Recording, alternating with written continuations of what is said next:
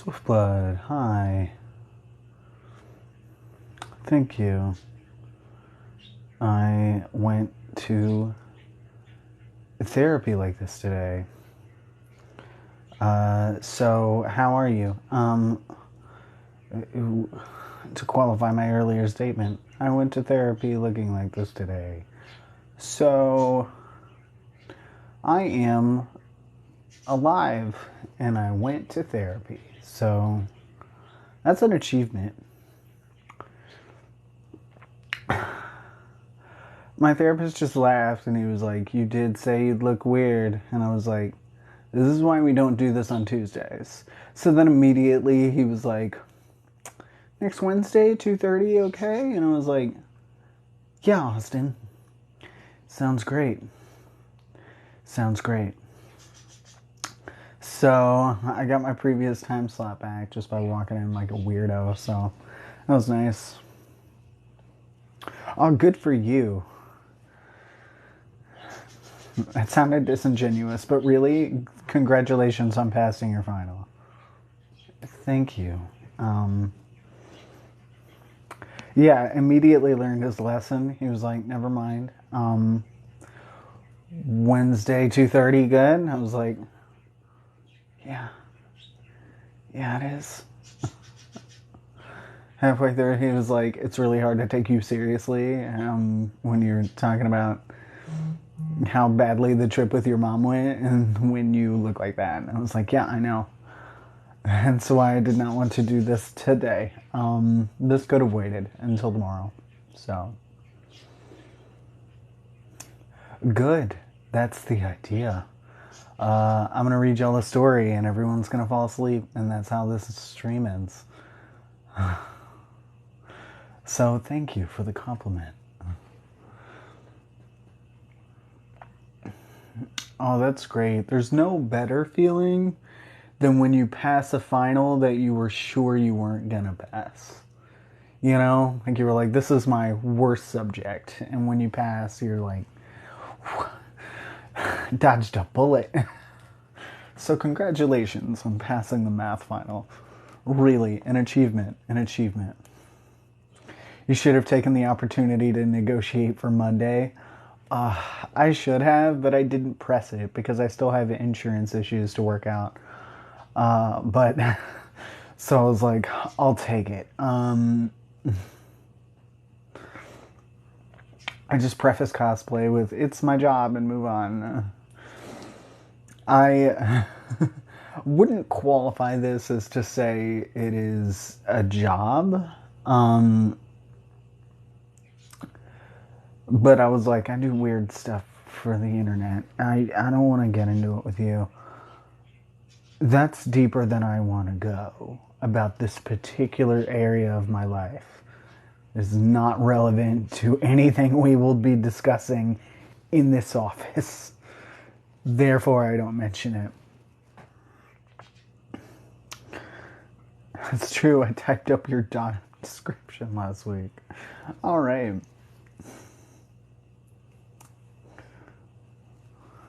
Oh, thank you for the follow. I appreciate it.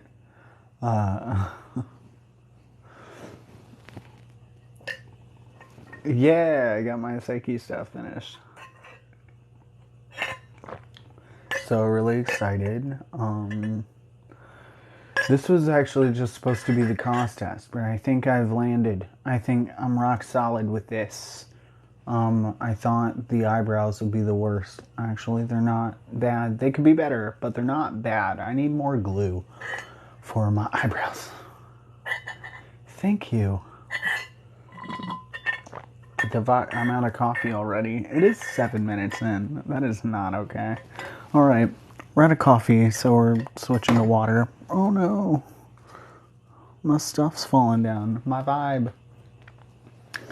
I'm knocking my vibe off shelves.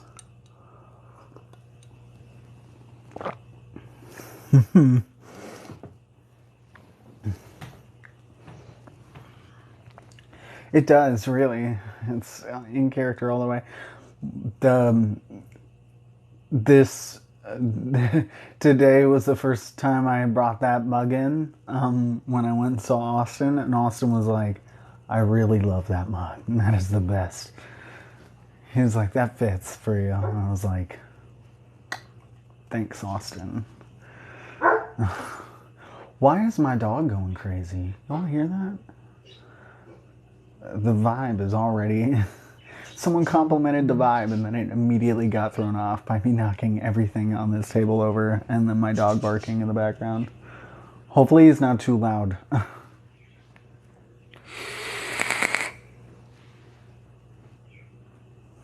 I don't know, but Toby's responding. All right. Say hi to Toby. Tell Toby we love him. But yeah, we're going to start reading here right quick, so the vibe better write itself. Better get back on track soon. My hair is the same color as your candy.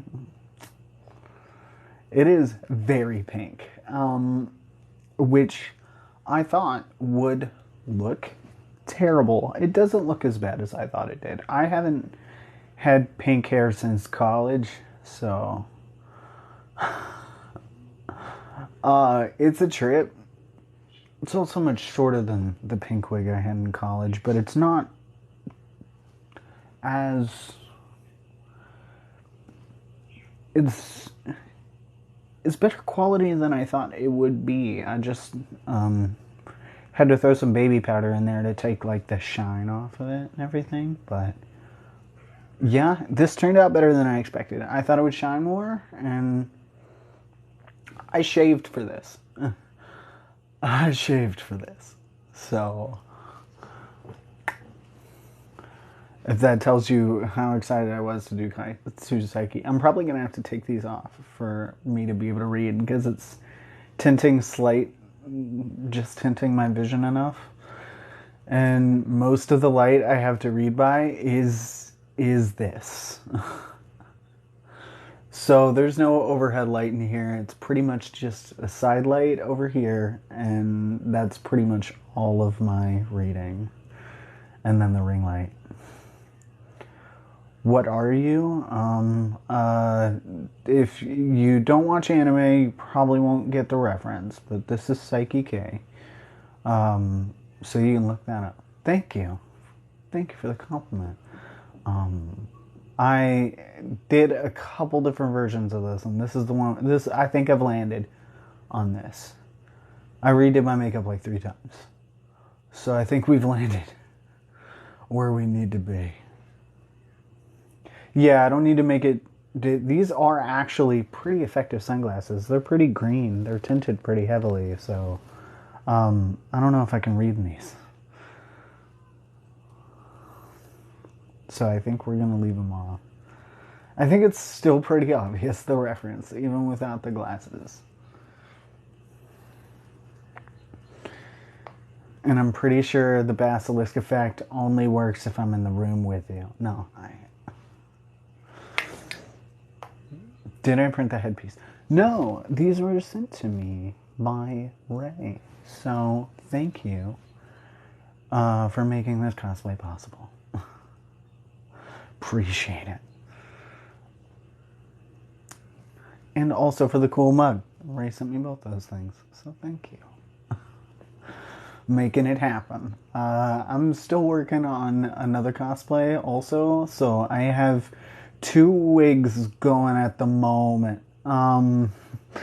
We have Nyarlathotep from Johannes and Dakum from Death Parade. I'm still working on the wigs for both of those.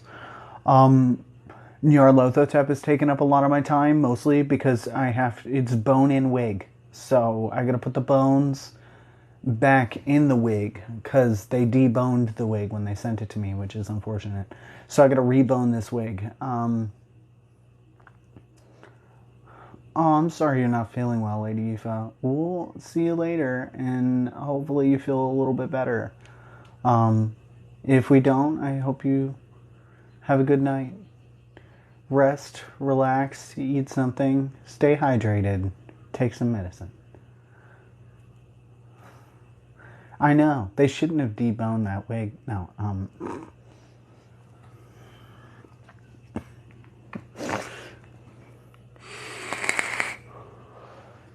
at this point, the YouTube is up to date. So, I updated it literally right before this live, though. So, if none of y'all were able to catch the end of it, just to recap, I'll give you a recap. And for those who are just joining us and find my voice relaxing and want to listen to me read you a story, we're reading Miss Peregrine's Home for Peculiar Children, Book 2, The Hollow City. All of the first book is on my YouTube channel. It's also under the same username. You can also find it in the TikTok description on my profile, as well as other stuff that I've done. There's recordings of the live. There's also some with more professional-esque recordings. I do audiobooks for a living. No, I'm not giving you the app for the audiobooks because most of the audiobooks are terrible. But if you all need a recap from last time, essentially, they got off the train. Things were looking pretty well. They shoved a guy in a phone booth. It was great. But unfortunately, it looks like all of the Imbrans that they were trying to contact in that phone booth are not responding. And right when they thought they had no other choice but to head into a punishment loop, they decided to try and find Miss Wren's pigeons. Miss Wren has some peculiar pigeons that are supposedly hang out around the cathedral. So they were busy trying to catch pigeons, which odd way to spend an afternoon when all of London is being bombed in the midst of World War II. But they managed to find or follow some peculiar pigeons to the cathedral, with the use of some of the one of the peculiar stories from Millard. And at the tail end of the last chapter, they find a crypt underneath the cathedral with a tomb covering a loop entrance. So now we are headed down into a loop, which hopefully will help. And we're in for a trip. So, who's ready to strap in to a solid 2 hours of this nonsense? Here's the book for reference. So if you want to check out the author, Ransom Riggs, feel free to do so. I highly encourage you to purchase the book if you have not read it. It's really great. And there's loads of cool pictures. Awesome. Good to go. I'm going to drink some water really quick and we'll head off on a journey. All right. 42. What does 42 mean? Is 42 bad? Everybody else is saying 2. You're the only one who typed 42, so I don't know. The bad number is 3. So we're going to have to quantify what 42 is. I said 2. Swiftbloods figured it out. It's 42. It's...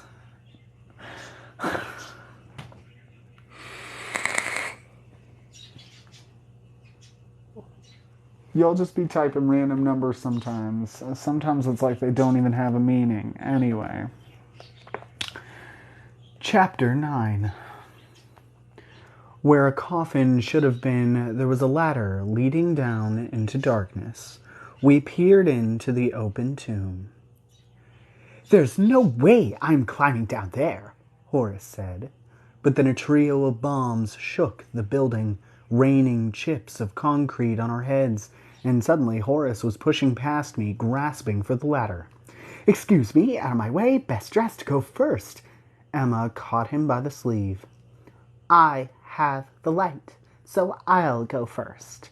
Then Jacob will follow in case there are things down there."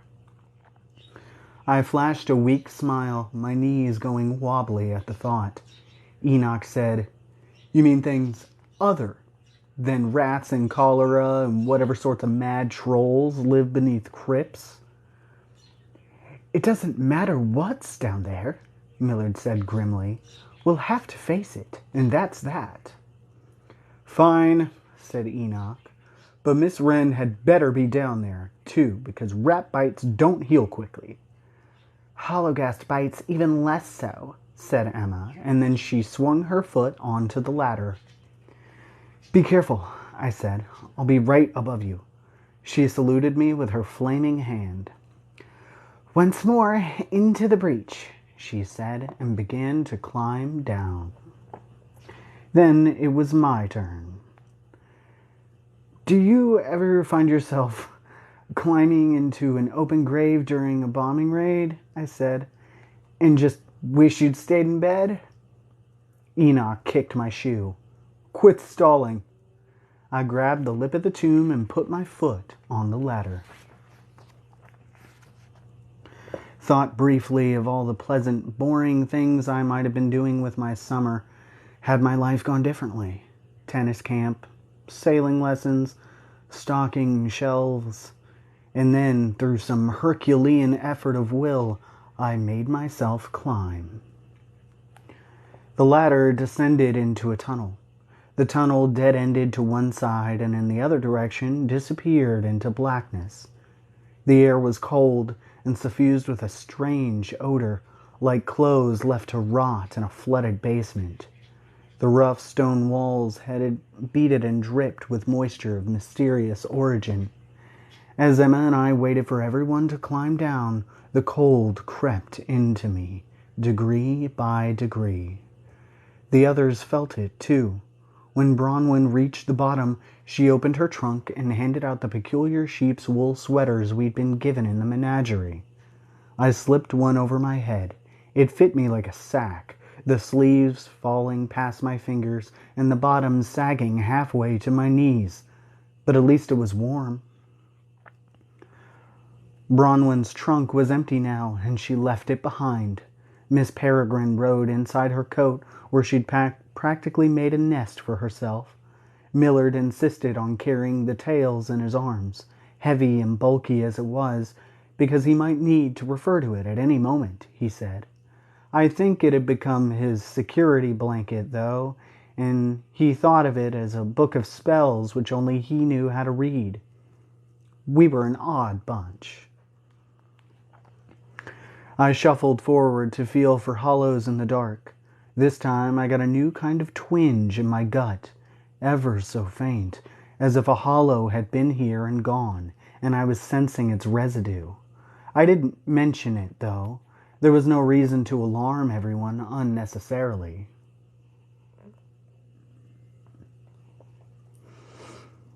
We walked. The sound of our feet slapping the wet bricks echoed endlessly up and down the passage. There'd be no sneaking up on whatever was waiting for us. Every so often, from up ahead, we'd hear a flap of wings or a pigeon's warble, and we'd pick up our pace a little. I got the uneasy feeling we were being led towards some nasty surprise. Embedded in the walls were stone slabs like the ones we'd seen in the crypt, but older, the writing mostly worn away. Then we passed a coffin, graveless, on the floor. Then a whole stack of them leaned against a wall like discarded moving boxes. "What is this place?" Hugh whispered. "Graveyard overflow," said Enoch. "When they need to make room for new customers, they dig up the old ones and stick them down here." "What a terrible loop entrance," I said.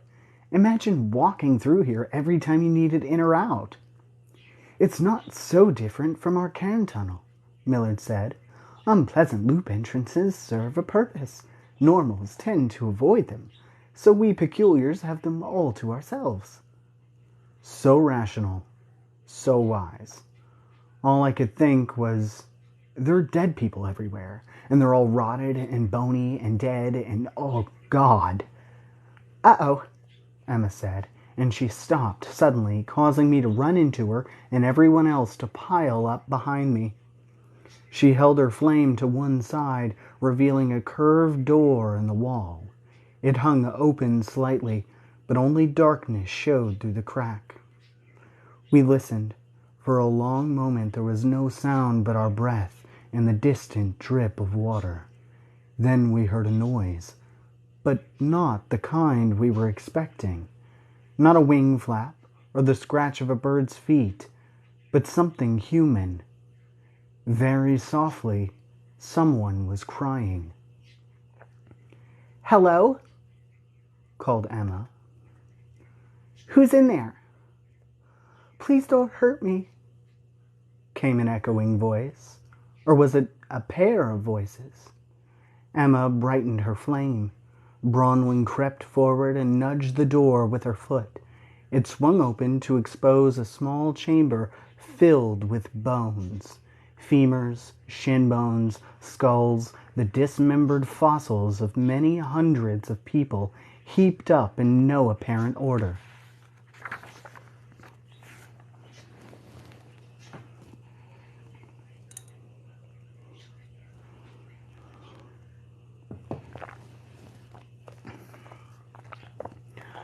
I stumbled backward, dizzy with shock. "Hello?" Emma said. "Who said that? Show yourself."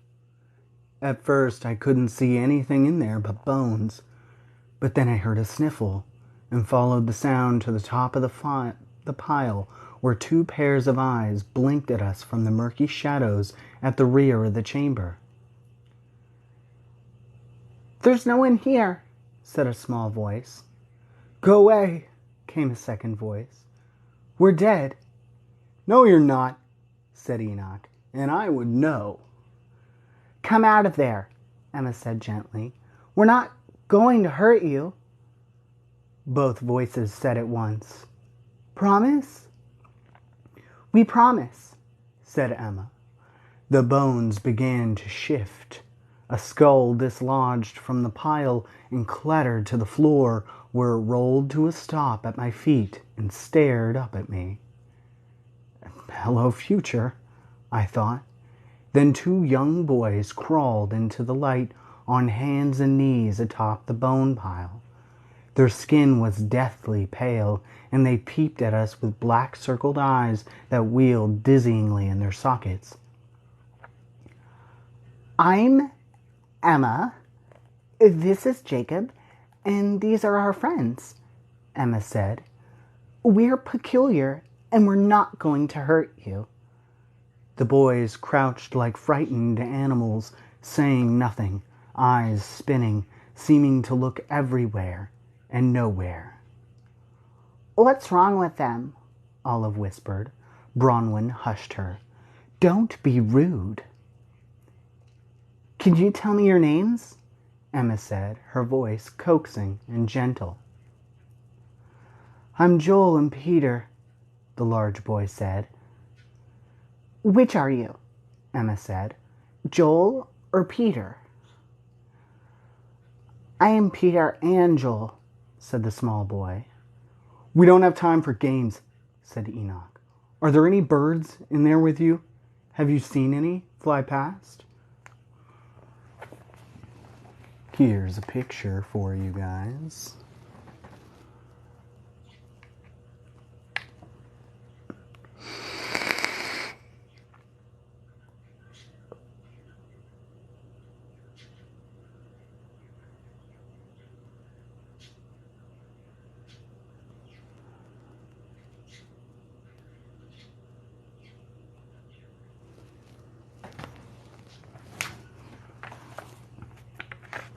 Book is a little creepy.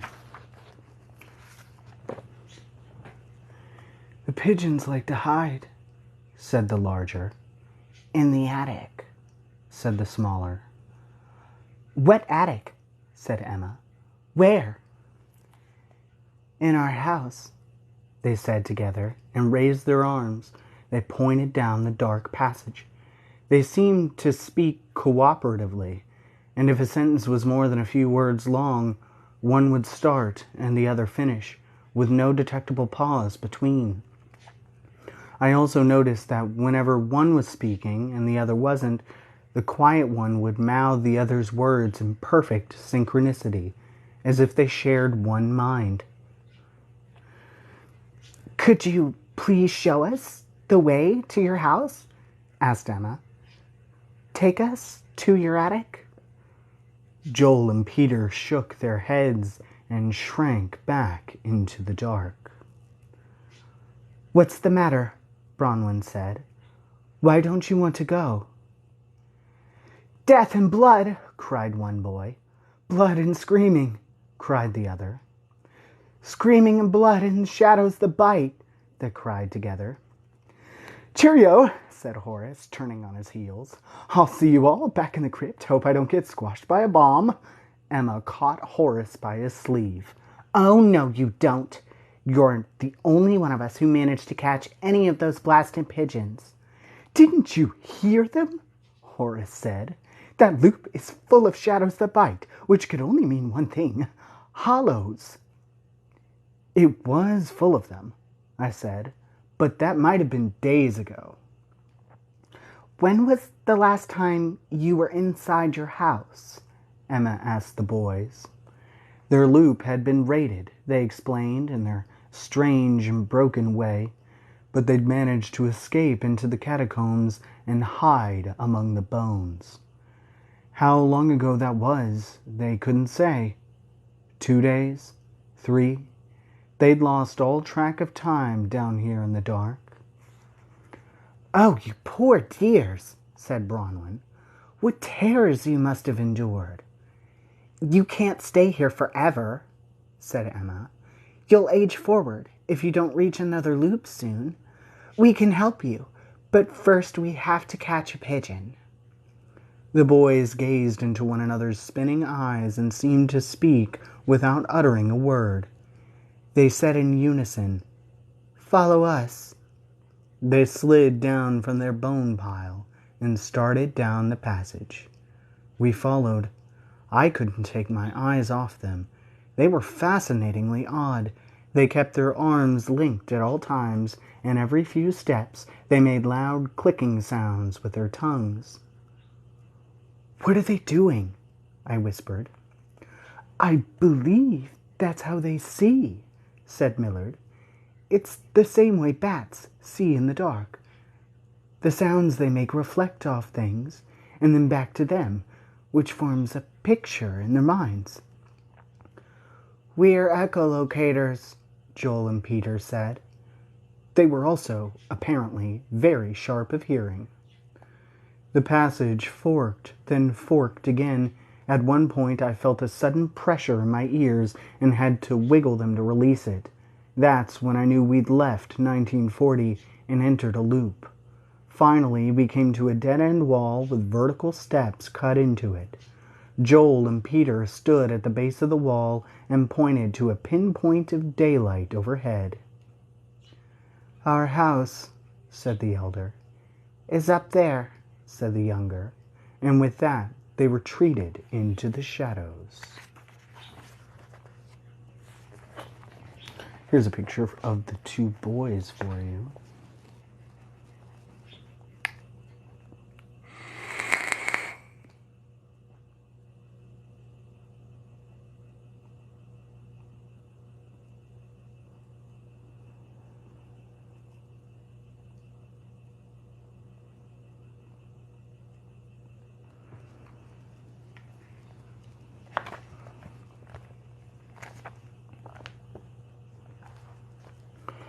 The steps were slimed with moss and difficult to climb, and I had to go slowly or risk falling.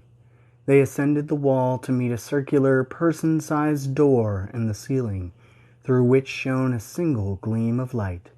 I wedged my fingers into the crack and pushed sideways, and the door slid open like a camera shutter, revealing a tubular conduit of bricks that rose 20 or 30 feet to a circle of sky. I was at the false bottom of a fake well. I pulled myself into the well and climbed. Halfway up, I had to stop and rest, pushing my back against the opposite side of the shaft.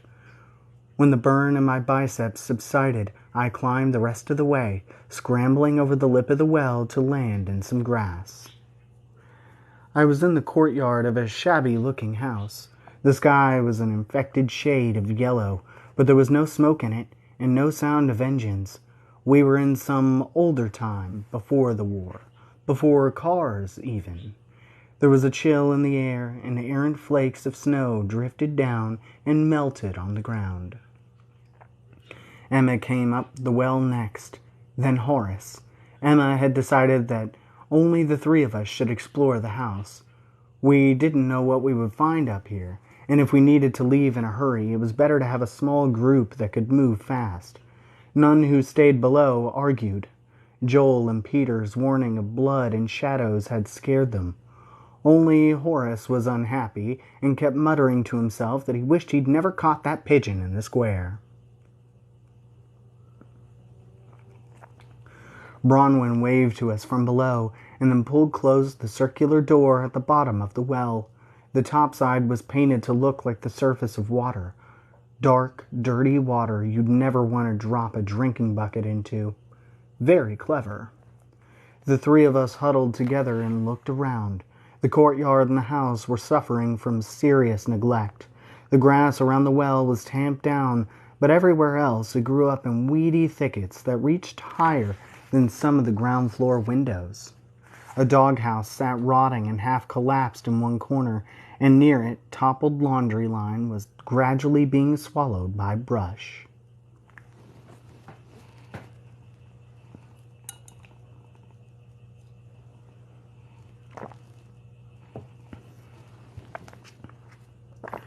We stood and waited, listening for pigeons.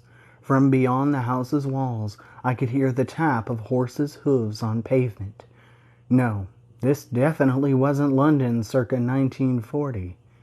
Then, in one of the upper floor windows, I saw a curtain shift. "Up there," I hissed, pointing at it. There's a picture of the house.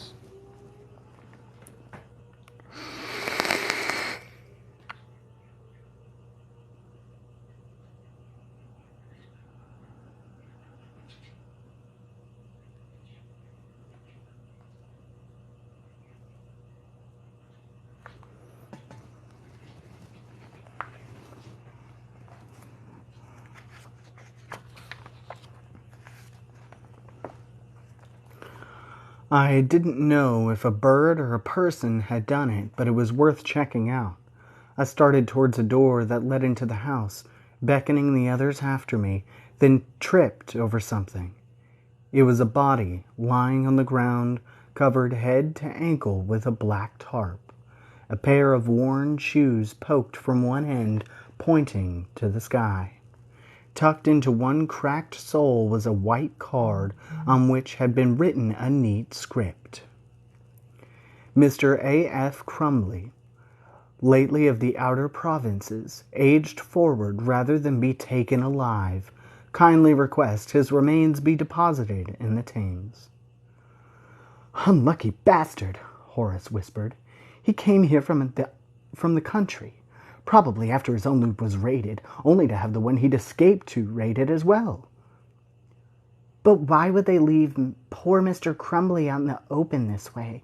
whispered Emma. "Because they had to leave in a hurry," I said. Emma bent down and reached for the edge of Mr. Crumbly's tarp.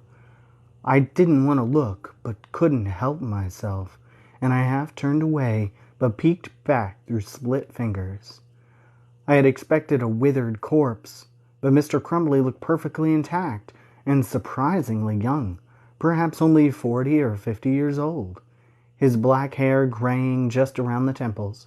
His eyes were closed and peaceful, as if he might have just been sleeping. Could he really have aged forward like the leathery apple I took from Miss Peregrine's loop? "Hello, are you dead or asleep?" Emma said. She nudged the man's ear with her boot, and the side of his head caved and crumbled to dust. Emma gasped and let the tarp fall back. Crumbly had become a desiccated cast of himself, so fragile that a strong wind could blow him apart. And there is a picture here.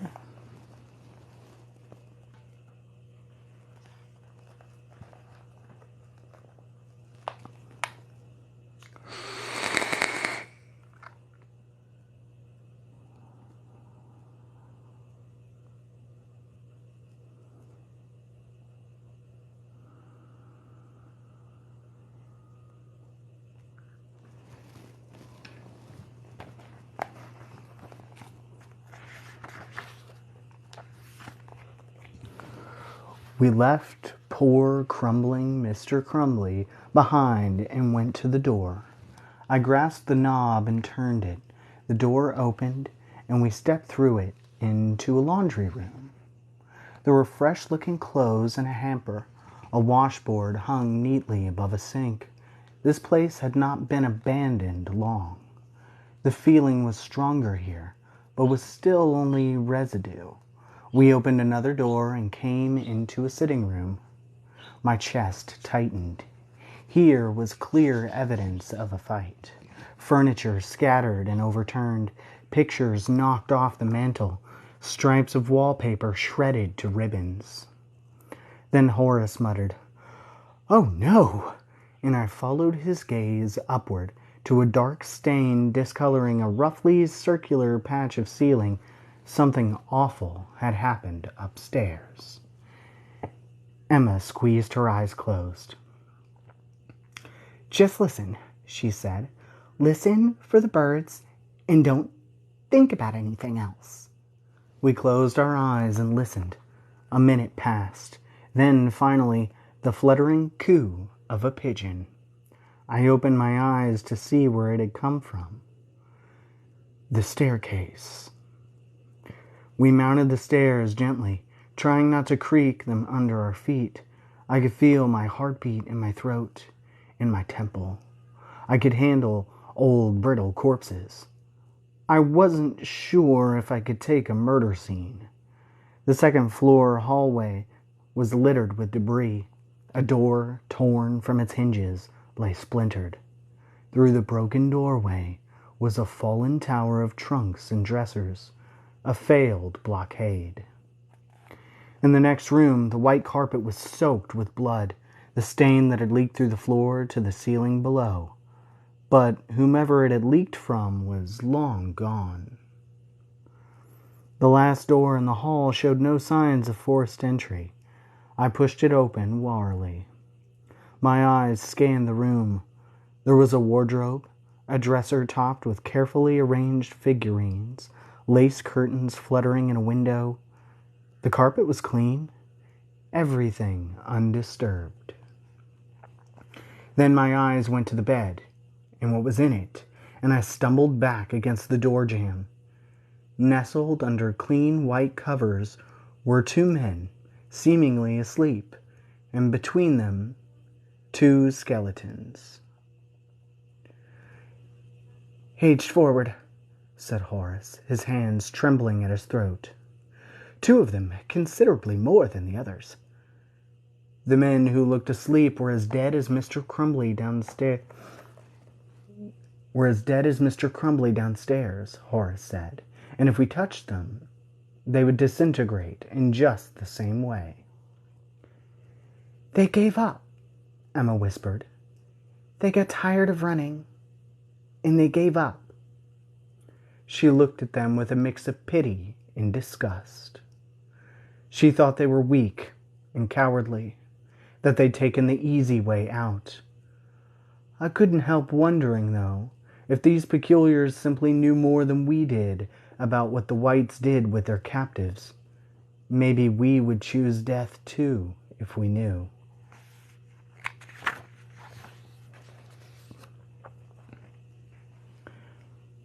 This picture does have a skeleton in it. I'm just going to warn you. Okay. So if you don't want to look, it'll be about like a minute maybe.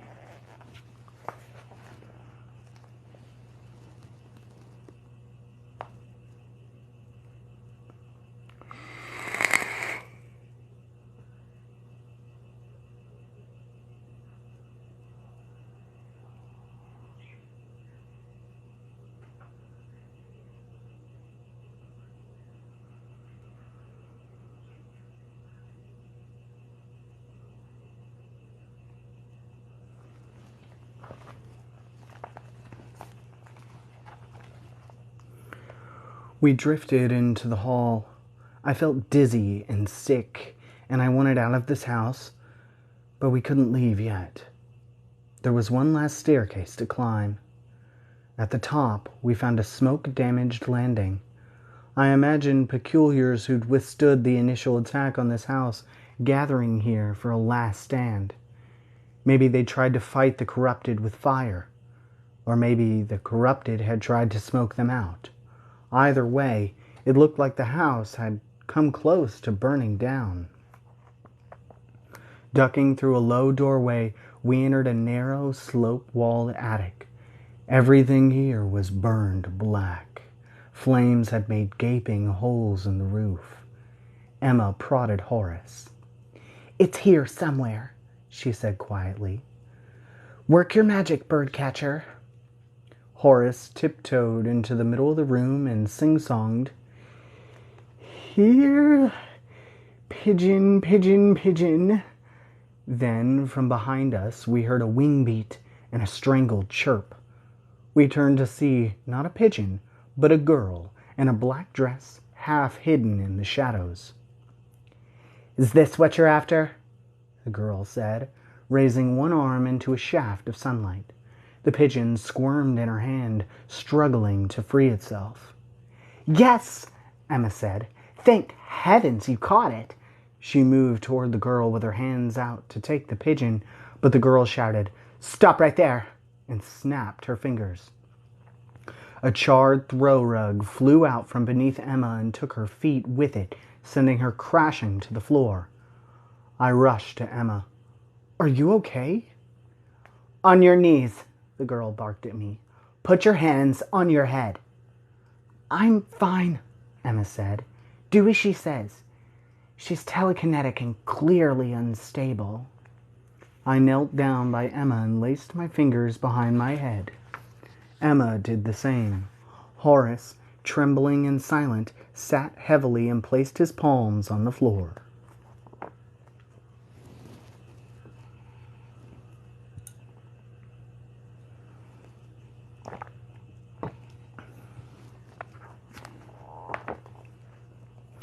"We don't mean you any harm," Emma said. "We're only after the pigeon." "Oh, I know perfectly well what you're after," the girl said with a sneer. "Your kind never gives up, do you?" "Our kind?" I said. "Lay down your weapons and slide 'em over," barked the girl. "We don't have any," Emma said calmly, trying her best not to upset the girl any further. "This'll go easier for you if you don't assume I'm stupid," the girl shouted. "You're weak and have no powers of your own, so you rely on guns and things. Now lay them on the floor." Emma turned her head and whispered, "She thinks we're whites." I almost laughed out loud. "We aren't whites. We're peculiar." "You aren't the first blank eyes to come here pigeon hunting," she said, "nor the first to try impersonating peculiar children, and you wouldn't be the first I've killed, neither. Now put your weapons on the floor before I snap this pigeon's neck, and then yours." "But we aren't whites," I insisted. "Look at our pupils if you don't believe us." This one's kind of a hard picture to make out. I think it's the room, but...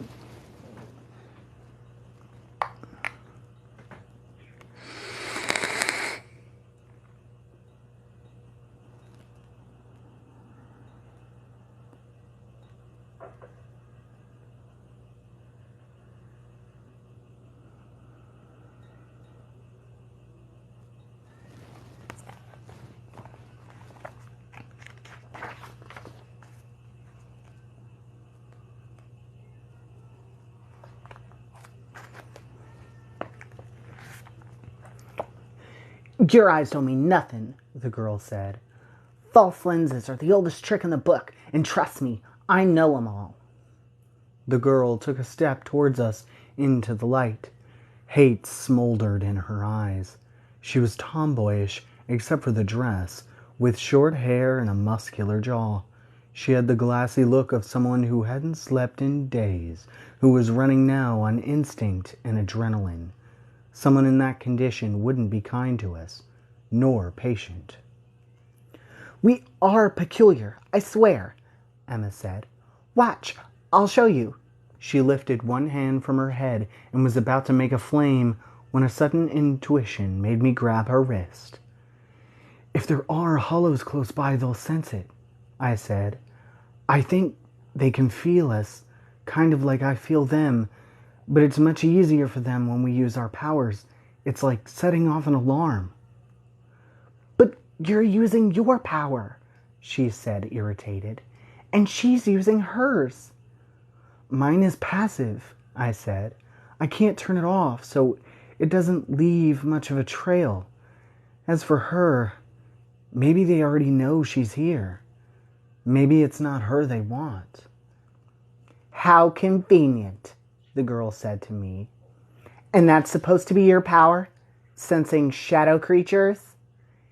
He can see them too, said Emma, and kill them. You need to invent better lies, the girl said. No one with half a brain will buy that. Just as we were talking about it, a new feeling blossomed painfully inside me. I was no longer sensing the left-behind residue of a hollow, but the active presence of one. There's one nearby, I said to Emma. We need to get out of here. Not without the bird, she muttered. The girl started across the room towards us. Time to get on with it, she said. I've given you more than enough chances to prove yourselves. Anyway, I'm beginning to enjoy killing you things. After what you did to my friends, I just can't seem to get enough of it. She stopped a few feet from us and raised her free hand, about to bring what was left of the roof down on our heads, maybe. If we were going to make a move, it had to be now. I sprang from my crouched position, threw my arms in front of me, and collided with the girl, knocking her to the floor. She cried out in angry surprise. I rammed my fist into the palm of her free hand so she couldn't snap her fingers again. She let the bird go, and Emma grabbed it. Then Emma and I were up, rushing toward the open door. Horace was still on the floor in a daze. Get up and run, Emma shouted at him. I was pulling Horace up by his arms when the door slammed in my face, and a burned dresser lifted out of the corner and flew across the room. The edge of it connected with my head, and I went sprawling, taking Emma down with me. The girl was in a rage, screaming. I was certain we had only seconds to live. Then Horace stood up and shouted at the top of his lungs. Melina Manning! The girl froze. What did you say? Your name is Melina Manning, he said. You were born in Luxembourg, 1899. You came to live with Miss Thrush when you were 16 years old and have been here ever since. Horace had caught her off guard. She frowned, then made an arcing motion with her hand. The dresser that had nearly knocked me unconscious sailed through the air and then stopped, hovering directly above Horace. If she let it drop, it would crush him. You've done your homework, said the girl. But any white could know my name and birthplace. Unfortunately for you, I no longer find your deceptions interesting. And yet she didn't quite seem ready to kill him. Your father was a bank clerk, Horace said, speaking quickly. Your mother was very beautiful, but smelled strongly of onions, a lifelong condition she could do nothing to cure.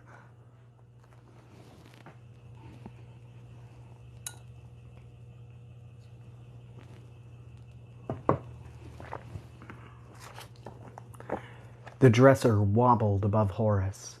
The girl stared at him, her brows knit together, hand in the air.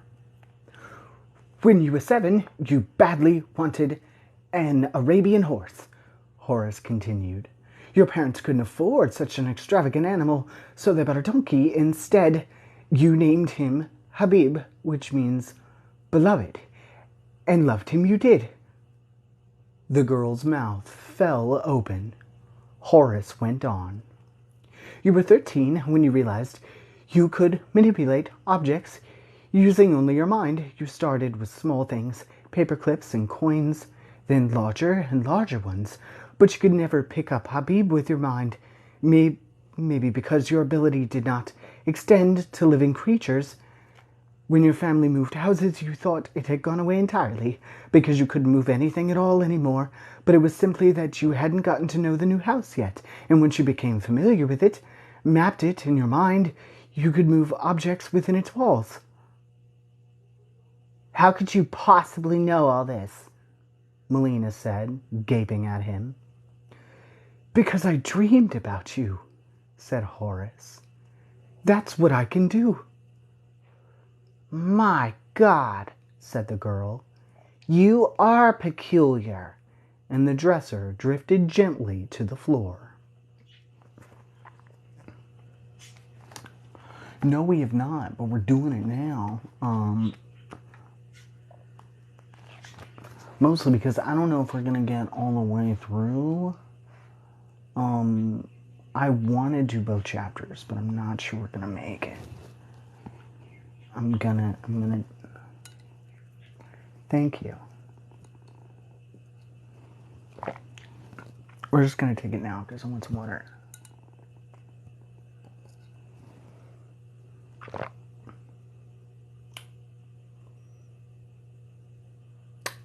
Smoothie? Okay.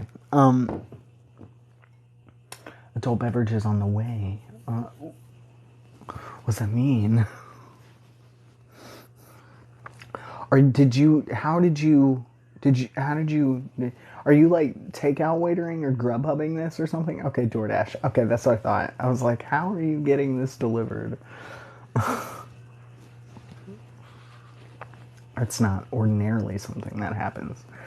I had to roll up these sleeves because I was getting really hot and I kept trying to do it while I was reading the chapter. It was not working. So I was like, I wasn't hot before I started this, and the lights make it hot. Oh, thank you. Thank you for all the cat paws. That's a lot of cat paws. That is a lot. That is... Oh, God. All right. What is happening? Thank you very much. I appreciate it.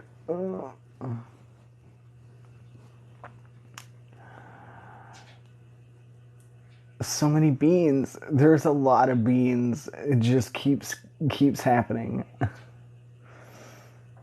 That's 70 beans. All the toe beans. That's a lot of toe beans.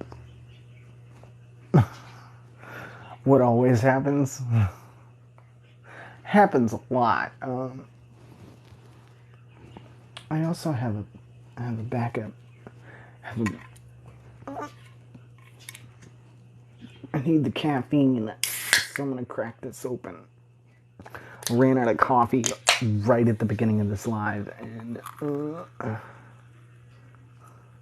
Panda. Thank you for the panda.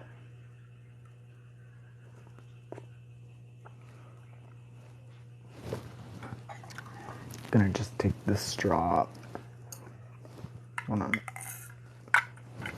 Yes. Everything's better through a straw. Okay. I'm not gonna try and pour that into my favorite cup. Because I know that'll just be the time where I spill it everywhere and I don't have time to clean it up. Because we're in the middle of a thing. So I'm not even gonna try. Not gonna happen. I gotta make sure not to lose my little sword bookmark. Oh, it's so cute. Okay. Dad's back. Aw, little paper crane too. Thank you. Yeah. Don't. I know I can't say that. You do what you gotta, but I fully advocate not doing that. Whatever you decide, you have my support. Aw, Toby. Say hi to Toby. Tell Toby he's a good boy. I'm telling Toby he's a good boy. He can hear me, right? Good boy, Toby. He's a good boy. I hope he reacts. I have a whole Tuesday off in July. A whole Tuesday. Yes. Ellie and Scooby 2. Yay, okay, good. Good. I'd get a Scout cameo just for Toby, but getting him in here without disaster ensuing in this whole setup, this whole general area is in danger if Scout comes in here. Where Pond has to, like, knock it over, Scout could just walk by and the entire thing would just... He wouldn't even know that he's doing it. Pond at least tries. Her intention is chaos. Scout just is an accidental chaos. He just accidentally would wreck this whole setup. Oh, Cuddles. Such a cute kitty.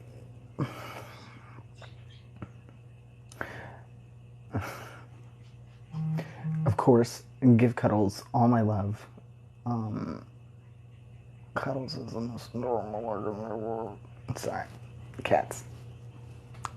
I love cats, as though that is a mystery.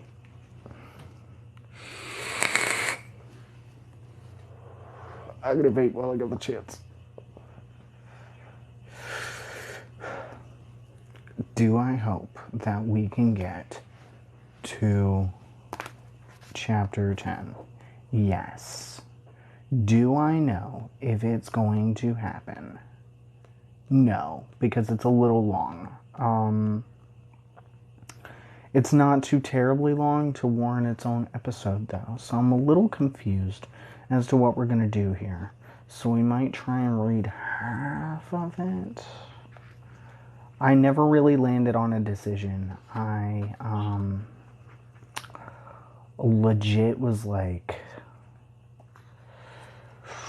I don't want to wing it, but I also don't know how to cram it in with another chapter, because both this chapter and the chapter after it is even longer than this chapter. So I am unsure what we're going to do. If anything, we might go all the way to 280.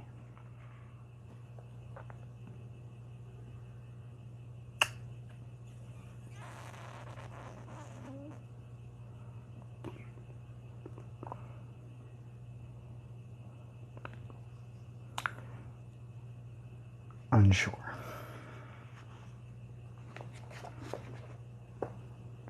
We'll figure it out as we go.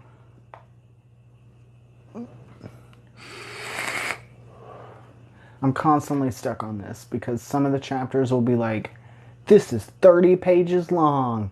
And then another one will be like, this is 25 pages long. And then the one in between is like 10 pages. And I'm like,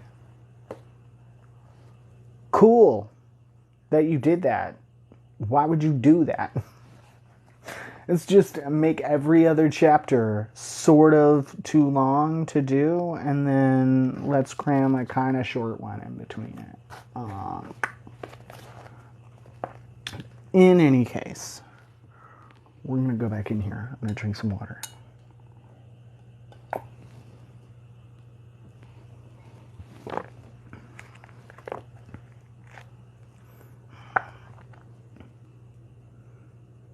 He cannot. There's no length. He does not cooperate. It'll be like 40 pages, and then the other one will be like 8. And you're like, make a decision. You couldn't have slated this differently? I know about 2 separate areas where he could have slated that much differently, and it would have been fine. Anyway. Whatever. I'm not a writer. Anyway. I wobbled to my feet, head throbbing where the dresser had hit me. You're bleeding, Emma said, jumping up to inspect my cut. I'm fine. I said, dodging her. The feeling was shifting inside me, and being touched while it was happening made it harder to interpret, interrupted its development somehow. Sorry about your head, Melina Mannon said.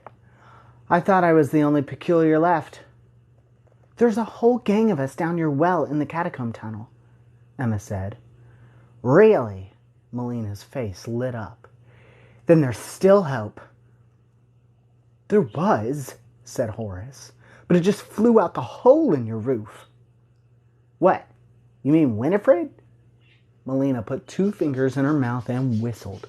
A moment later, the pigeon appeared, flying down through the hole to land on her shoulder. Marvelous, said Horace, clapping his hands. How'd you do that? Winnie's my chum, Melina said. Tame as a house cat. I wiped some blood from my forehead with the back of my hand, then chose to ignore the pain. There wasn't time to be hurt. I said to the girl, You mentioned the Whites have been here, chasing pigeons. Melina nodded. Them and their shadow beasts came 3 nights ago, surrounded the place, took Miss Thrush and half our wards here, then set fire to the house. I hid on the roof. Since then, Whites have come back every day in little groups, hunting for Winifred and her friends. And you killed them? Emma asked. Melina looked down. That's what I said, ain't it? She was too proud to admit she'd lied. It didn't matter. Then we're not the only ones hunting for Miss Wren, Emma said. That means if she's still free, I said. Maybe, said Emma. Maybe. We think the pigeon can help us, I said. We need to find Miss Wren, and we think the bird knows how. I never heard of any Miss Wren, said Melina. I just feed Winnie when she comes into our courtyard. We're friends, she and I. Ain't we, Winnie? The bird chirped happily on her shoulder. Emma moved close to Melina and addressed the pigeon. Do you know Miss Wren? She said, enunciating loudly. Can you help us find her? Miss Wren. The pigeon leapt off Melina's shoulder and flapped across the room to the door. She warbled and fluttered her wings, then flew back. This way, it seemed to say.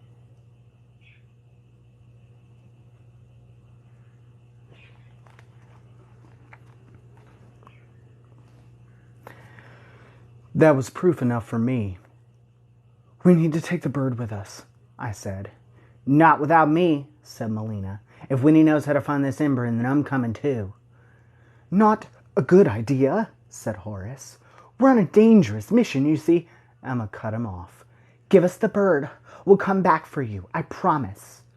A sudden jolt of pain made me gasp and double over. Emma rushed to my side. Jacob, are you all right? I couldn't speak. Instead, I hobbled to the window, forced myself upright, and projected my feeling out toward the cathedral dome, visible over the rooftops just a few blocks away, then down at the street where horse-drawn wagons rattled past. Yes, there. I could feel them approaching from a side street not far away. Them. Not one hollow, but 2. We have to go, I said. Now. Please, Horace begged the girl. We must have the pigeon. Melina snapped her fingers, and the dresser that had nearly killed me raised up off the floor again. I can't allow that, she said, narrowing her eyes and flicking them toward the dresser just to make sure we understood one another. But take me along and you get Winnie in the bargain. Otherwise... The dresser pirouetted on one wooden leg, then tipped and crashed onto its side. Fine then, Emma said through her teeth. But if you slow us down, we take the bird and leave you behind. Melina grinned, and with a flick of her hand, the door banged open. Whatever you say.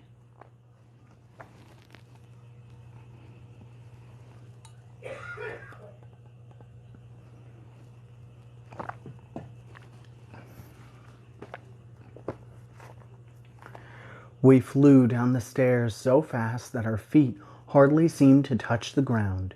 In 20 seconds, we were back in the courtyard, leaping over dead Mr. Crumbly, diving down the dry well. I went first, kicking in the mirrored door at the bottom rather than wasting time sliding it open. It broke from its hinges and fell in pieces. "Look out below," I called, and then lost my grip on the wet stone steps and fell, flailing and tumbling into the dark. A pair of strong arms caught me, Bronwyn's, and set my feet on the floor. I thanked her, my heart pounding. "What happened up there?" asked Bronwyn. "Did you catch the pigeon?" "We got it," I said, as Emma and Horace reached the bottom and a cheer went up among our friends. "That's, Melina," I said, pointing up at her, and that was all the time for introductions we had. Melina was still at the top of the steps, fooling with something. "Come on," I shouted. "What are you doing?" "Buying us time," she shouted back, and then she pulled shut and locked a wooden lid that capped the well, closing out the last rays of light. As she climbed down in darkness, I explained about the hollows that were chasing us. In my panicked state, this came out as, "Go, now, run, hollows, now," which was effective, if not terribly articulate, and threw everyone into hysterics. "How can we run if we can't see?" Enoch shouted. "Light, a flame, Emma." She'd been holding off because of my warning back in the attic. Now seemed like a good time to reinforce that, so I grabbed her arm and said, "Don't! They'll be able to pinpoint us too easily."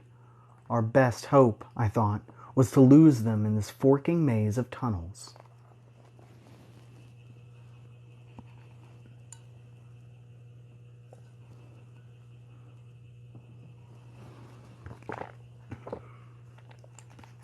"But we can't just run blindly in the dark," said Emma. "Of course," said the younger echolocator. "We can," said the older. Melina stumbled toward their voices. "Boys, you're alive! It's me, Melina!" Joel and Peter said, "We thought you were dead, every last one of you." "Everyone link hands," Melina said. "Let the boys lead the way." So I took Melina's hand in the dark, and Emma took mine. Then she felt for Bronwyn's, and so on until we'd formed a human chain, with the blind brothers in the lead. Then Emma gave the word, and the boys took off at an easy run, plunging us into the black. We forked left, splashed through puddles of standing water. Then from the tunnel behind us came an echoing crash that could only have meant one thing. The hollows had smashed through the well door. "They're in!" I shouted. I could almost feel them narrowing their bodies, wriggling down into the shaft. Once they made it to level ground and could run, they'd overtake us in no time. We'd only passed one split in the tunnels, not enough to lose them, not nearly enough. Which is why what Millard said next struck me as patently insane. "Stop! Everyone stop!" The blind boys listened to him. We piled up behind them, tripping and skidding to a halt. "What the hell is wrong with you?" I shouted. "Run!" "So sorry," Millard said, "but this just occurred to me. One of us will have to pass through the loop exit before the echolocators, or the girl do, or they will cross into the present, and we into 1940, and will be separated. For them to travel to 1940 with us, one of us has to go first and open the way." "You didn't come from the present?" Melina said, confused. "From 1940, like he said," Emma replied. "It's raining bombs out there, though. You might want to stay behind." "Nice try," said Melina. "You ain't getting rid of me that easy. It's got to be worse in the present. Why, it's everywhere. That's why I never left Miss Thrush's loop." Emma stepped forward and pulled me with her. "Fine, we'll go first." I stuck out my free arm, feeling blindly in the dark. "But I can't see a thing." The elder echolocator said, "It's just 20 paces ahead there. You can't miss it," said the younger. So we plodded ahead, waving our hands in front of us.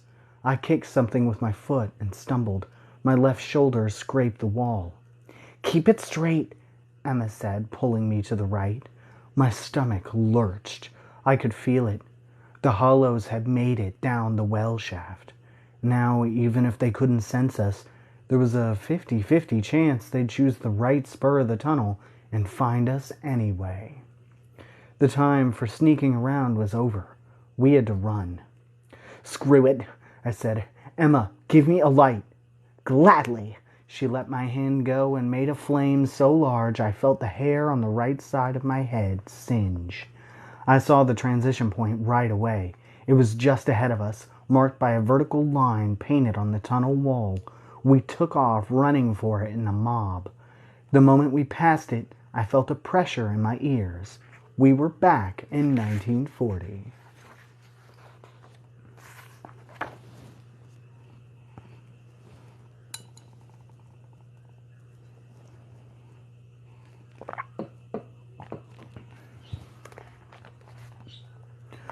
We bolted through the catacombs, Emma's fire casting manic shadows across the walls, the blind boys clicking loudly with their tongues and shouting out "left" or "right" when we came to splits in the tunnel. We passed the stack of coffins, the landslide of bones. Finally, we returned to the dead end and the ladder to the crypt. I shoved Horace up ahead of me, then Enoch, and then Olive took off her shoes and floated up. "We're taking too long," I shouted. Down the passage I could feel them coming, could hear their tongues pounding the stone floor, propelling them forward, could picture their jaws beginning to drip black goo in anticipation of a kill. Then I saw them, a blur of dark motion in the distance. I screamed, "Go!" and leapt onto the ladder, the last one to climb it. When I was near the top, Bronwyn reached down her arms and yanked me up the last few rungs, and then I was in the crypt with everyone else. Groaning loudly, Bronwyn picked up the stone slab that topped Christopher Wren's tomb and dropped it back in place. Not 2 seconds later, something slammed violently against the underside of it, making the heavy slab leap. It wouldn't hold the hollows for long. Not 2 of them. They were so close. Alarms blared inside me, my stomach aching like I'd drunk acid. We dashed up the spiral staircase and into the nave. The cathedral was dark now, the only illumination a weird orange glow eking through the stained glass windows. I thought for a moment it was the last strains of sunset, but then as we dashed toward the exit, I caught a glimpse of the sky through the broken roof. Night had fallen. The bombs were falling still, thudding like an irregular heartbeat. We ran outside.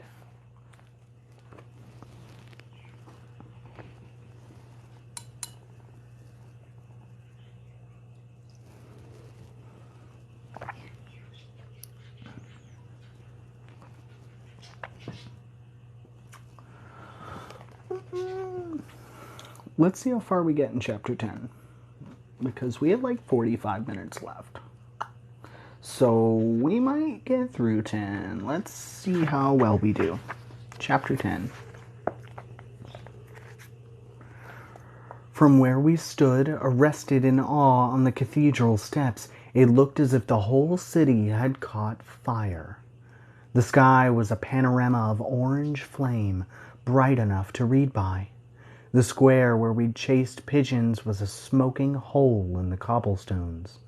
The sirens droned on, a soprano counterpoint to the bomb's relentless bass, their pitch so eerily human it sounded like every soul in London had taken to their rooftops to cry out collective despair. Then awe gave way to fear and the urgency of self-preservation, and we rushed down the debris-strewn steps into the street, past the ruined square, around a double-decker bus that looked like it had been crushed in the fist of an angry giant, running I knew not where, nor cared, so long as it was away from the feeling that grew stronger and sicker inside me with each passing moment. I looked back at the telekinetic girl, pulling the blind brothers along by their hands while they clicked with their tongues.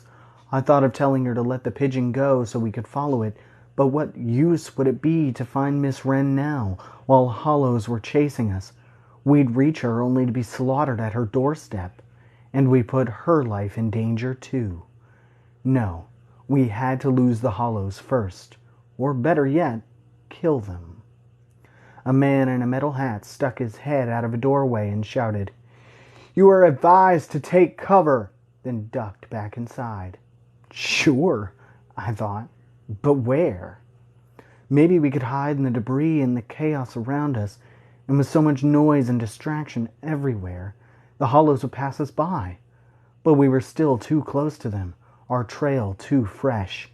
I warned my friends not to use their abilities, no matter what, and Emma and I led them zigzagging through the streets, hoping this would make us harder to track. Still, I could feel them coming. They were out in the open now, out of the cathedral, lurching after us, invisible to all but me. I wondered if even I would be able to see them here, in the dark, shadow creatures in a shadow city.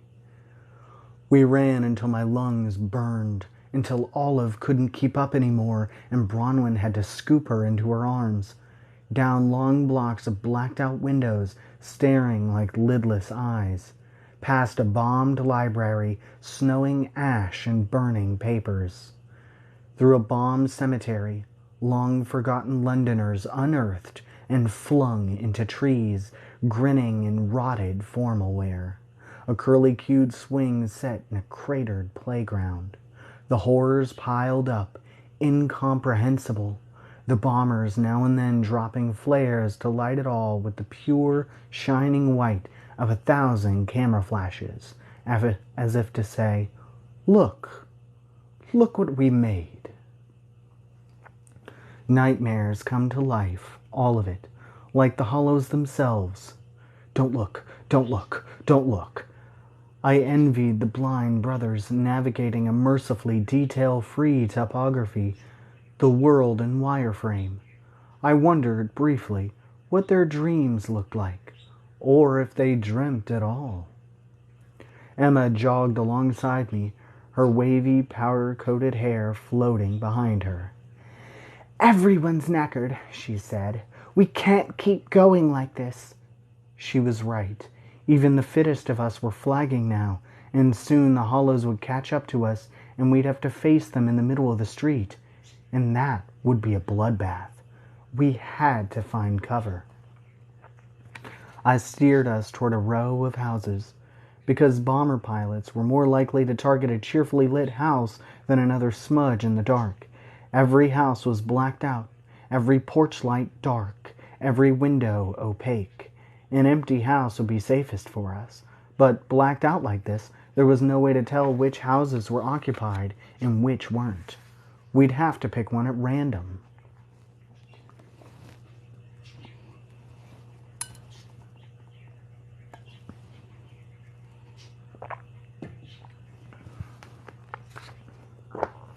I stopped us in the road. "What are you doing?" Emma said, puffing to catch her breath. "Are you mad?" "Maybe," I said, and then I grabbed Horace, swept my hand toward the row of houses and said, "Choose." "What?" he said. "Why me?" "Because I trust your random guesses more than my own." "But I never dreamed about this," he protested. "Maybe you did and don't remember," I said. "Choose." Realizing there was no way out of it, he swallowed hard, closed his eyes for a second, then turned and pointed to a house behind us. "That one." "Why that one?" I asked. "Because you made me choose," Horace said angrily. "That would have to do."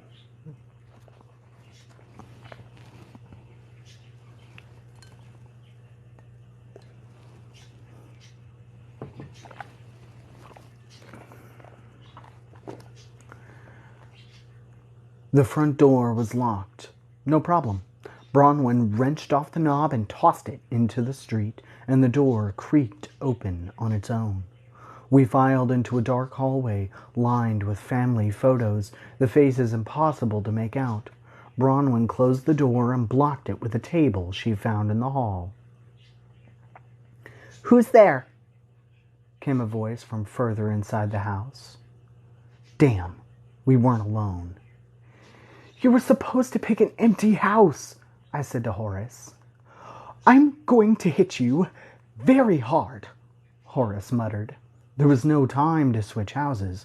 We'd have to introduce ourselves to whoever was here and hope they were friendly. "Who is there?" the voice demanded. "We aren't thieves or Germans or anything like that," Emma said. "Just here to take cover." No response. "Stay here," Emma told the others, and then she pulled me after her down the hall. "We're coming to say hello," she called out, loud and friendly. "Don't shoot us, please." We walked to the end of the hall and rounded a corner, and there, standing in a doorway, was a girl. She held a wick-down lantern in one hand and a letter opener in the other, and her hard black eyes flicked nervously between Emma and me. "There's nothing of value here," she said. "This house has been looted already." "I told you we're not thieves," Emma said, offended. "And I told you to leave. If you don't, I'll scream and my father will come running with his guns and things." The girl looked at once childish and prematurely adult. She had her hair in a short bob and wore a little girl's dress with big white buttons trailing down the front.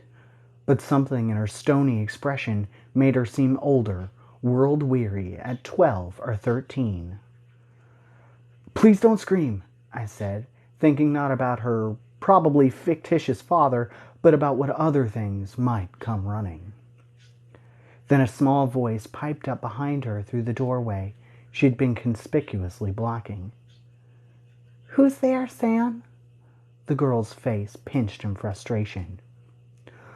"Only some children," she said. "I asked you to keep quiet, Esme." "Are they nice? I want to meet them." "They were just leaving." "There are lots of us and 2 of you," Emma said matter-of-factly. "We're staying here for a bit, and that's that. You're not going to scream either, and we're not going to steal anything." The girl's eyes flashed with anger, then dulled. She knew she'd lost. "All right," she said, "but try anything and I'll scream and bury this in your belly." She brandished the letter opener weakly, then lowered it to her waist. "Fair enough," I said. "Sam," said the little voice, "what's happening now?"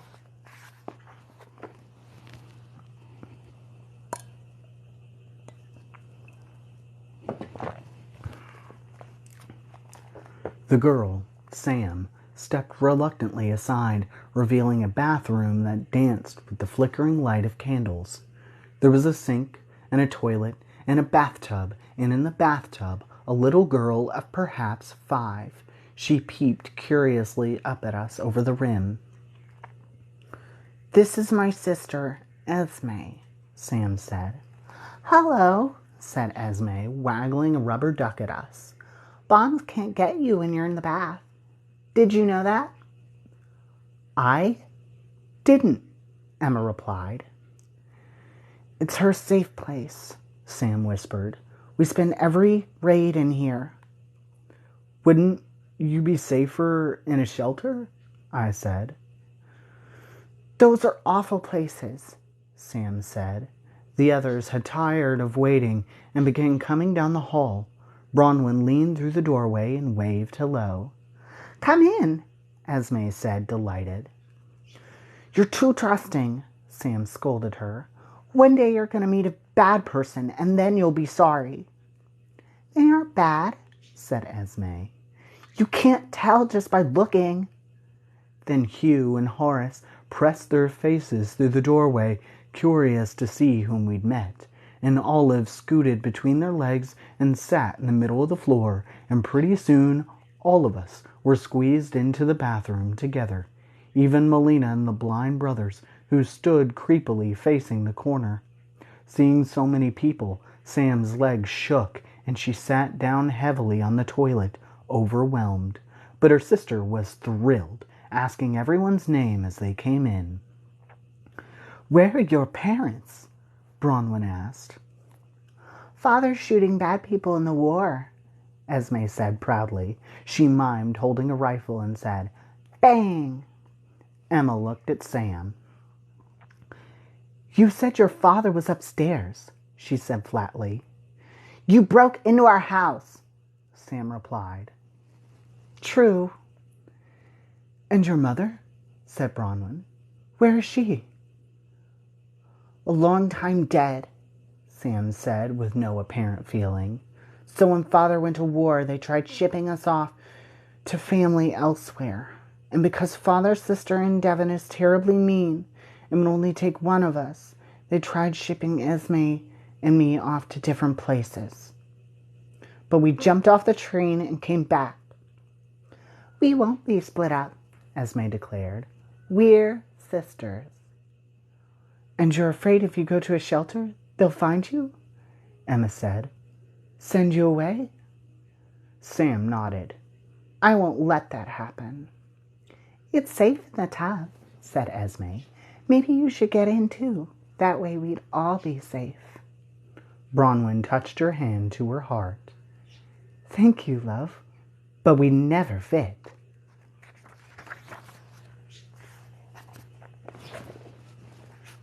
Ooh. Here's Esme.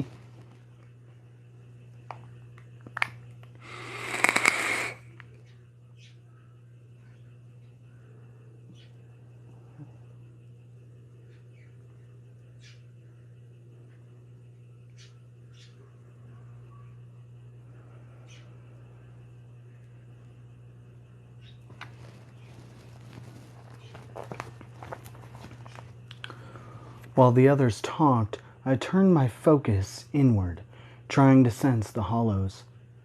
They weren't running anymore. The feeling had stabilized, which meant they weren't getting closer or farther away, but were probably sniffing around nearby. I took this as a good sign. If they knew where we were, they'd be coming straight for us. Our trail had gone cold. All we had to do was keep our heads down for a while, and then we could follow the pigeon to Miss Wren. We huddled on the bathroom floor, listening to bombs fall in other parts of the city. Emma found some rubbing alcohol in the medicine cabinet and insisted on cleaning and bandaging the cut on my head. Then Sam began to hum some tune I knew but couldn't quite name, and Esme played with her duck in the tub, and ever so slowly the feeling began to diminish. For a scant few minutes, that twinkling bathroom became a world unto itself, a cocoon far away from trouble and war. But the war outside refused to be ignored for long. Anti-aircraft guns rattled, shrapnel skittered like claws across the roof. The bombs drew closer until the reports were followed by lower, more ominous sounds, the dull thud of walls collapsing. Olive hugged herself. Horace put his fingers in his ears. The blind boys moaned and rocked on their feet. Miss Peregrine wriggled deep into the folds of Bronwyn's coat, and the pigeon trembled in Melina's lap. "What sort of madness have you led us into?" Melina said. "I warned you," Emma replied. The water in Esme's tub rippled with each blast. The little girl clutched her rubber duck and began to cry. Her sobs filled the little room. Sam hummed louder, pausing to whisper, "You're safe, Esme. You're safe in here," between melody lines, but Esme only cried harder. Horace took his fingers out of his ears and tried to distract Esme by making shadow animals on the wall. A crocodile snapping its jaws, a bird flying, but she hardly noticed. Then the last person I'd expect to care about making a little girl feel better scooted over to the tub.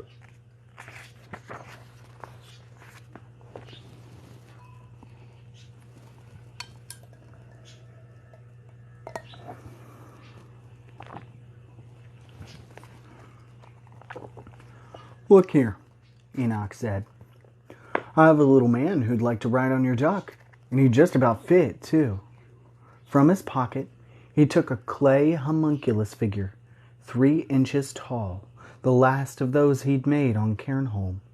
Esme's sobs abated as she watched him bend the clay man's legs and sit him on the edge of the tub. Then, with a press of Enoch's thumb against the clay man's tiny chest, he came to life. Esme's face glowed with delight as the clay man sprang to his feet and strolled along the lip of the tub. "Go on," said Enoch. "Show her what you can do." The clay man jumped up and clicked his heels, then took an exaggerated bow. Esme laughed and clapped her hands, and when a bomb fell close by a moment later, causing the clay man to lose his balance and fall into the tub, she only laughed harder. A sudden chill rolled up the back of my neck and prickled my scalp, and then the feeling came over me so swiftly and sharply that I groaned and doubled over where I sat. The others saw me and knew instantly what it meant. They were coming. They were coming very quickly. Of course they were. Enoch had used his power, and I hadn't even thought to stop him. We might as well have sent up a signal flare. I staggered to my feet, the pain attacking me in debilitating waves. I tried to shout, "Go! Run! Run out the back!" but couldn't force the words. Emma put her hands on my shoulders. "Collect yourself, love. We need you." Then something was beating at the front door, each impact echoing through the house. "They're here," I finally managed to say, but the sound of the door shaking on its hinges had said it for me. Everyone scrambled to their feet and squeezed into the hall in a panicked knot. Only Sam and Esme stayed put, baffled and cowering. Emma and I had to pry Bronwyn from the tub. "We can't just leave them," she cried as we dragged her toward the door. "Yes, we can," said Emma. "They'll be all right. They aren't the ones the Hollows are after." I knew that was true, but I also knew the Hollows would tear apart anything in their path, including a couple of normal girls. Bronwyn struck the wall in anger, leaving a fish-shaped hole. "I'm sorry," she said to the girls, then let Emma push her into the hall. I hobbled after them, my stomach writhing. "Lock this door. Don't open it for anyone," I shouted, then looked back to catch a last glimpse of Sam's face, framed in the closing door, her eyes big and scared. I heard a window smash in the front hall. Some suicidal curiosity made me peek around the corner.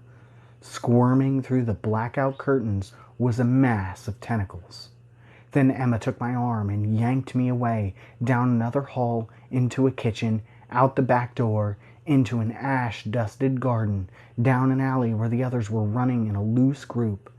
Then someone said, "Look, look!" and still running, I swiveled to see a great white bird fluttering high above the street.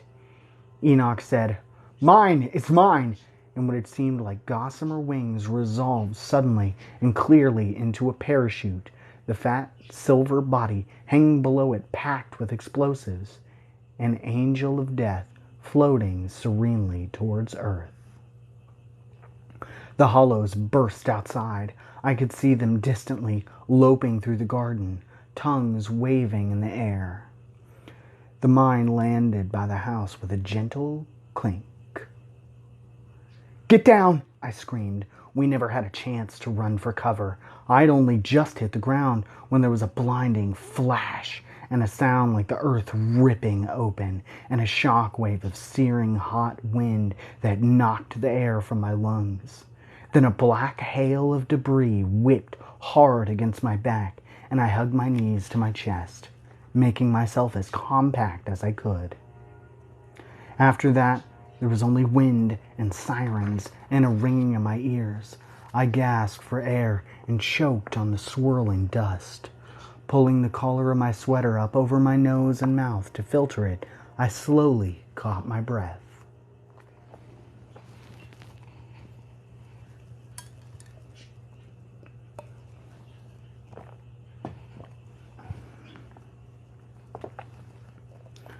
I counted my limbs. 2 arms, 2 legs. Good. I sat up slowly and looked around. I couldn't see much through the dust, but I heard my friends calling out for one another. There was Horace's voice, and Bronwyn's, Hugh's, Millard's. Where was Emma? I shouted her name, tried to get up, and fell back again. My legs were intact, but shaking. They wouldn't take my weight. I shouted again. Emma! I'm here! My head snapped towards her voice. She materialized through the smoke. Jacob! Oh, God, thank God! Both of us were shaking. I put my arms around her, running my hands over her body to make sure she was all there. Are you all right? I said. Yes, are you? My ears hurt, and my lungs ached, and my back stung where I'd been pelted by debris, but the pain in my stomach was gone. The moment the blast went off, it was as if someone had flipped a switch inside me, and just like that, the feeling had vanished. The hollows had been vaporized. I'm okay, I said. I'm okay. Aside from scrapes and cuts, so were the rest of us. We staggered together in a cluster and compared injuries. All were minor. It's some kind of miracle, Emma said, shaking her head in disbelief. It seemed even more so when we realized that everywhere around us were nails and bits of concrete and knife-like splinters of wood, many of them driven inches into the ground by the blast. Enoch wobbled to a car parked nearby, its windows smashed, its frame so pocked with shrapnel that it looked like it had been sprayed by a machine gun. We should be dead, he marveled, poking his fingers into one of the holes. Why aren't we full of holes? Hugh said. You're sure, mate? Then went to Enoch and plucked a crumpled nail from the back of his grit-encrusted sweater. And yours, said Enoch, pulling a jagged spike of metal from Hugh's. Then we all checked our sweaters. Embedded in each were long shards of glass and pieces of metal that should have passed right through our bodies, but hadn't. Our itchy, ill-fitting, peculiar sweaters weren't fireproof or waterproof, as the Imarafa guessed. They were bulletproof, and they had saved our lives. I'd never dreamed I'd owe my life to such an appalling article of clothing, said Horace, testing the sweater's wool between his fingers. I wonder if I could make a tuxedo jacket out of it instead. Then Melina appeared, Pigeon on her shoulder, blind brothers at her side. With their sonar-like senses, the brothers had discovered a low wall of reinforced concrete. It had sounded hard, and pulled Melina behind it just as the bomb exploded. That left only the 2 normal girls unaccounted for. But as the dust settled and their house came into view, or what was left of it, any hope of finding them alive seemed to fade. The upper floor had collapsed, pancaking down onto the lower. What remained was a skeletal wreck of exposed beams and smoking rubble. Bronwyn took off running towards it anyway, shouting the sisters' names. Numbly, I watched her go. We could have helped them and we didn't, Emma said miserably. We left them to die.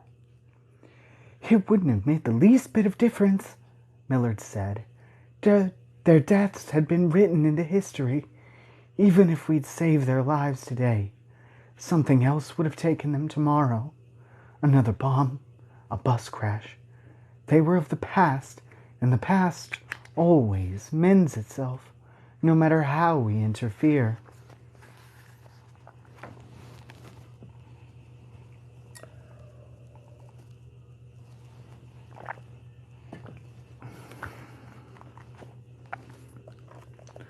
Which is why you can't go back and kill baby Hitler to stop the war from happening, said Enoch. History heals itself. Isn't that interesting? No, Emma snapped. And you're a heartless bastard for talking about killing babies at a time like this. Or ever. Baby Hitler, said Enoch. And talking loop theory is better than going into pointless hysterics. He was looking at Bronwyn, who was climbing the rubble, digging in the wreckage, flinging debris this way and that. She turned and waved her arms at us. Over here, she cried. Enoch shook his head. Someone please retrieve her. We've got Nimbrin to find.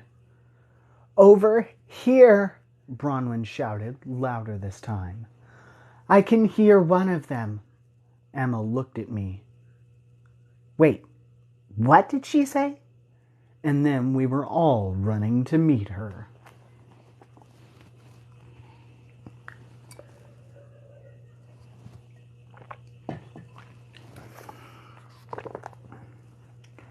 We found the little girl beneath a slab of broken ceiling. It had fallen across the bathtub, which was wrecked, but not entirely collapsed. Cowering inside was Esme, wet, filthy, and traumatized, but alive. The tub had protected her, just like her sister promised it would. Bronwyn lifted the slab enough for Emma to reach in and pull Esme out. She clung to Emma, trembling and weeping.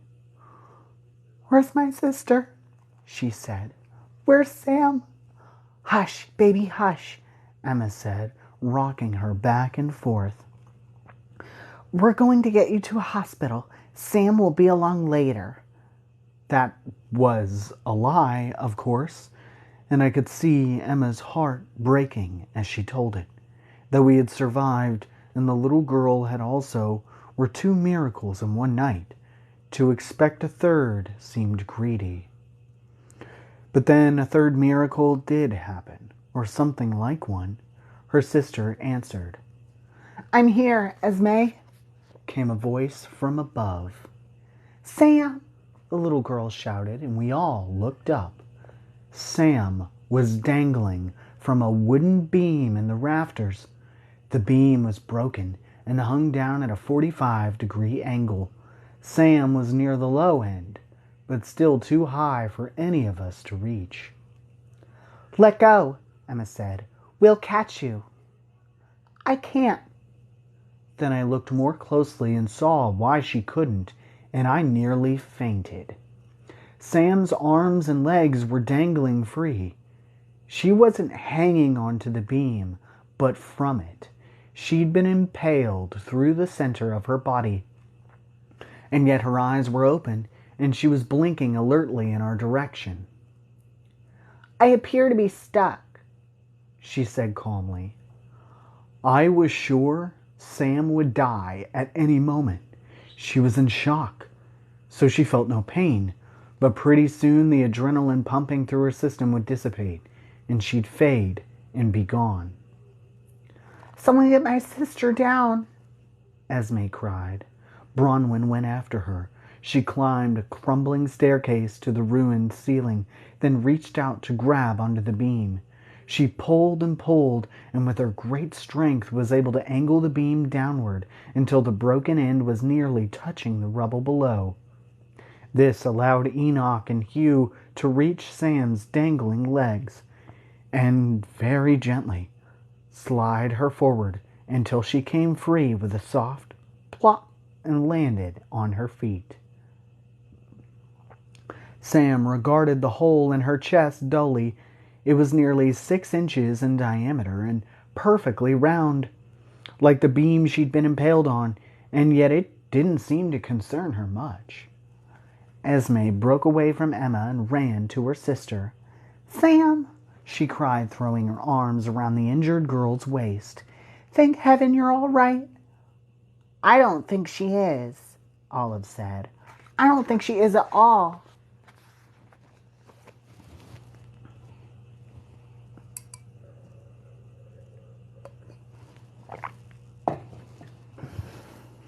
But Sam worried only for Esme, not for herself. Once she'd hugged the stuffing out of her, Sam knelt down and held the little girl at arm's length, scanning for cuts and bruises. Tell me where it hurts, she said. My ears are ringing, I scrape my knees, and I got some dirt in my eye. Then Esme began to tremble and cry, the shock of what had happened overcoming her again. Sam hugged her close, saying, "There, there."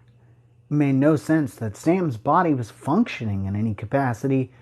Stranger still, her wound wasn't even bleeding, and there was no gore or little bits of entrails hanging out of it like I knew to expect from horror movies. Instead, Sam looked like a paper doll that had been attacked with a giant hole punch. Though everyone was dying for an explanation, we had elected to give the girls a moment to themselves and stared in amazement from a respectful distance. Enoch, however, paid them no such courtesy. "Excuse me," he said, crowding into their personal space, "but could you please explain how it is that you're alive?" "It's nothing serious," Sam said, "although my dress may not survive." "Nothing serious," said Enoch. "I can see clear through you." "It does smart a little," she admitted, "but it'll fill in a day or so. Things like this always do." Enoch laughed dementedly. "Things like this?"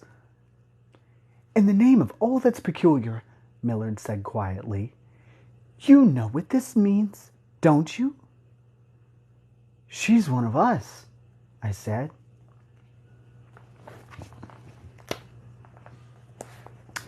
And there's Sam, who you'll recognize from the cover. Oh, wrong page.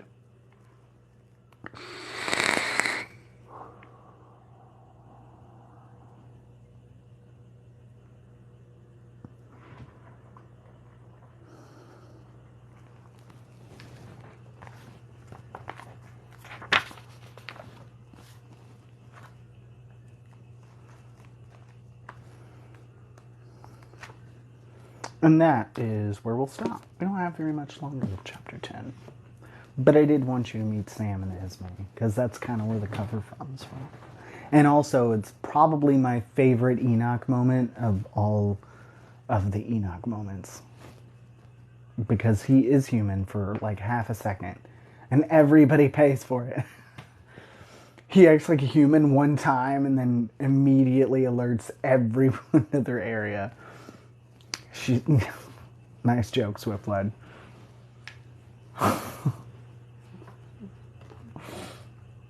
Oof.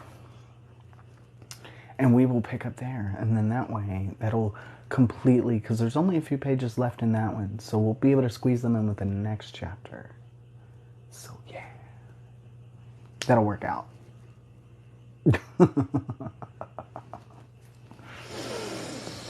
God, I hope not. Yeah, when you show empathy for one moment and then immediately alert all the enemies to your location on accident. Of course it would be Enoch. The one who's always like, don't be stupid, and then he does something stupid. It was nice, though, for a second.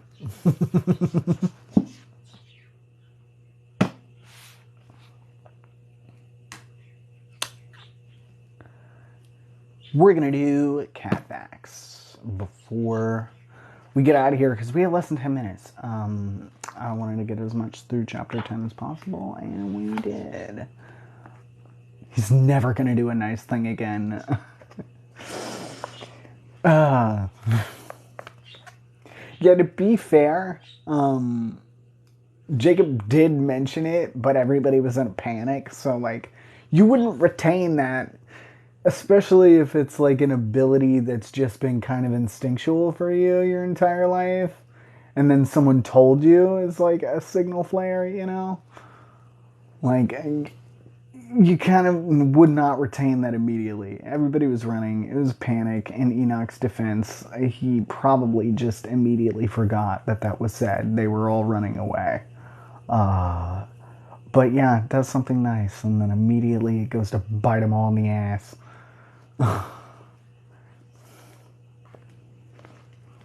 Alright, we're going to do cat facts if you guys want to do that. I have a giant book about cats, and we aren't even making a dent in this sucker. We're gonna be reading cat facts until the day we all die. Is really what is happening here. Who wants cat facts? Well, it's not really facts now. This one's like more like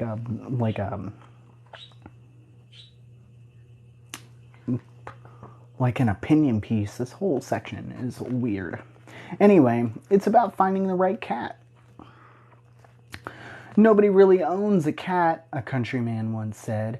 You just make a deal with him. You agree to open your home and heart, and he agrees to let you have him sleep in your favorite chair and get first dibs on that big old trout you caught early this fine morning.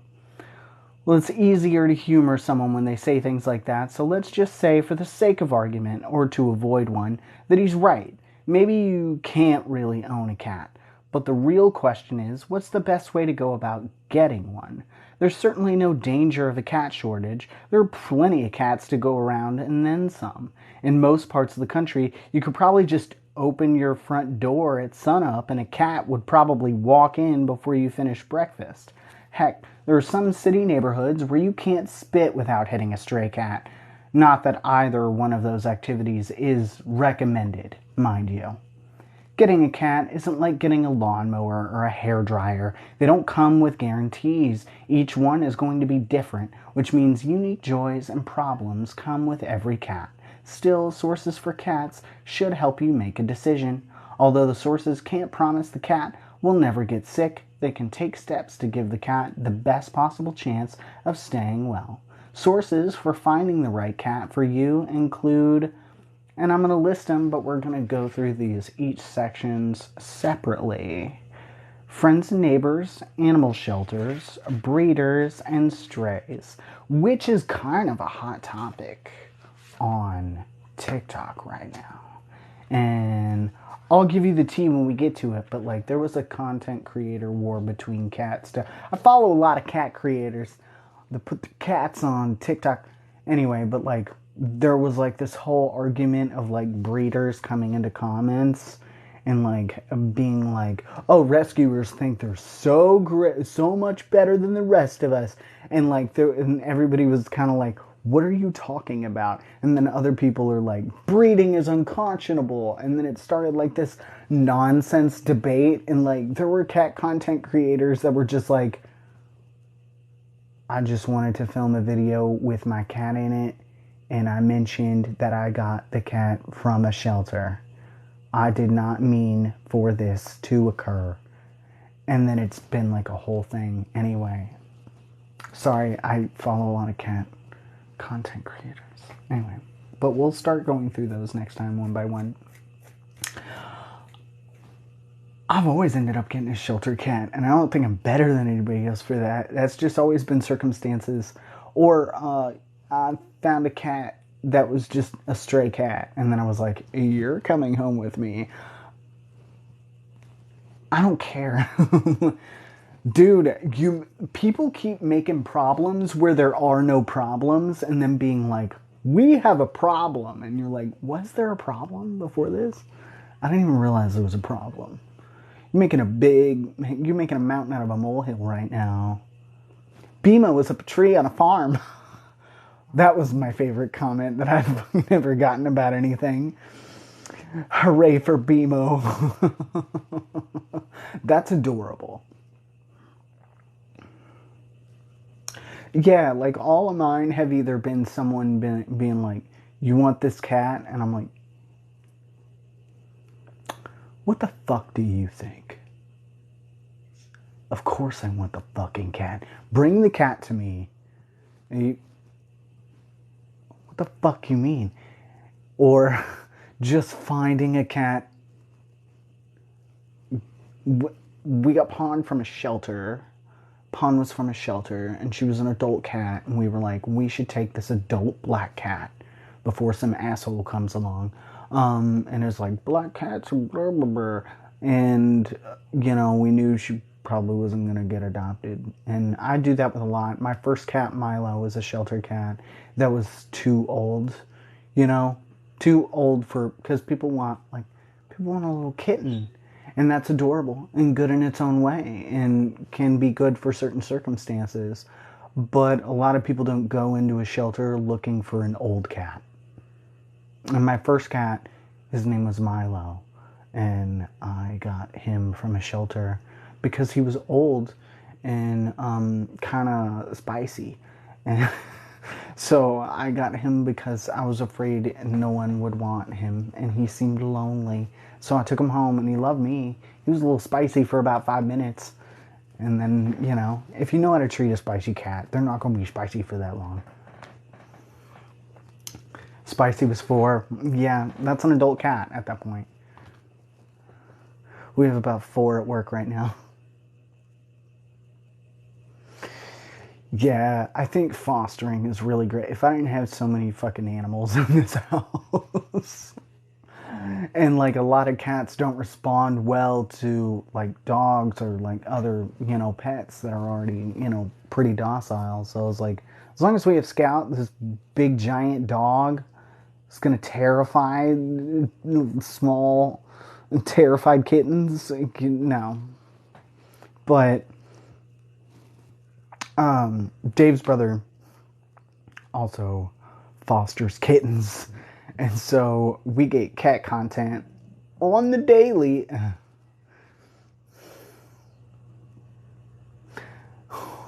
Of course the cat did. Of course you're gonna win over them. It doesn't even matter. Any person that's been like, we can't keep a cat, has loved the cat. The only exception I've ever had was my grandmother, who doesn't not like cats, but was terrified of cats.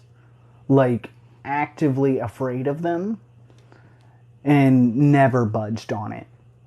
I kept Milo in the basement, and she had the entire run of like a 5-room basement. So it wasn't like she was like restricted to one room or anything. It was 2 spare bedrooms, a bathroom, and an unfinished basement.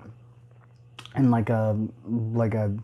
we had 2 living rooms, one upstairs and one downstairs, but the downstairs one was just kind of unfinished and there was nothing really down there. So we just let her run around down there.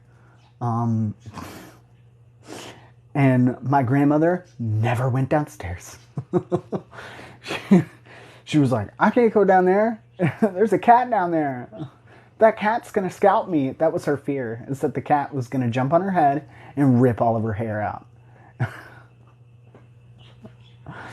And I think it's funny that was the fear. That's not funny. You know, if you're afraid of something, it's not funny. But, like, it's kind of funny. It's a little funny. The cat never did anything like that. After, like, about 5 minutes, that cat was no longer spicy. It didn't take me long to wear down this cat, because pretty much every day I was down there bothering the cat. And the cat warmed up to people pretty quickly after that. And then, you know, would like always wanted to like rub, you know how cats like arch their back and just kind of rub against your leg.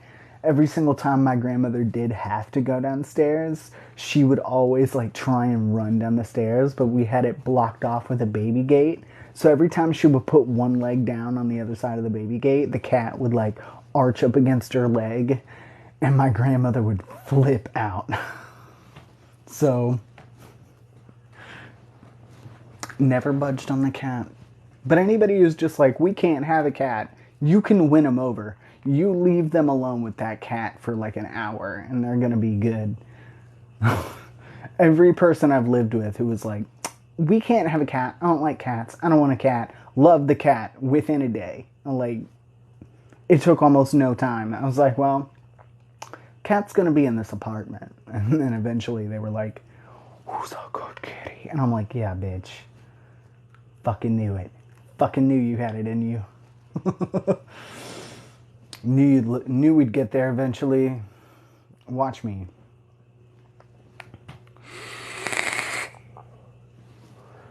Milo was basement cat for several years until we moved into our own like house, and then yeah,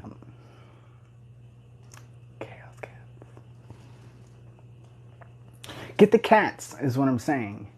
You want a cat, get a cat. They'll come around. Look how well it worked out for Ray. Little cute kitten. Cuddles. Cuddles is adorable. Cuddles the most adorable girl. Look at that cat. Okay, we're done. Done. That's my cat spiel for the day. I'm done talking about cats. I'm sure it gets boring after a while. And we got video games to play. So I'll see you in the redacted. Dad, I'm assuming you're on your way over, and the dog is... No? Are we not? No? No video games? Infinite cat stories instead? Oh, okay. Are you not coming over? Are you coming over? You're coming over. You have to. It's in your contract. No, we don't have a contract. That's a lie. You are contractually obligated to be here for a game night, though. I hate to mention that. You're almost in my driveway. Okay, good. I was like, you can't back out now. You should have texted me earlier that you couldn't do this.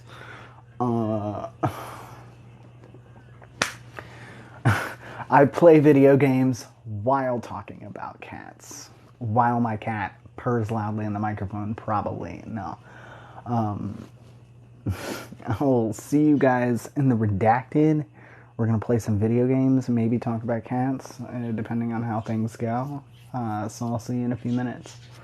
And for anybody who just joined us today who's not normally in here, we do this every Tuesday at 8 Central, and you can catch it every single week. And we're going to read through the entire book. And if you want to listen to other stuff that I've done, it's on the YouTube, and the YouTube is up to date. And I'll see y'all next week.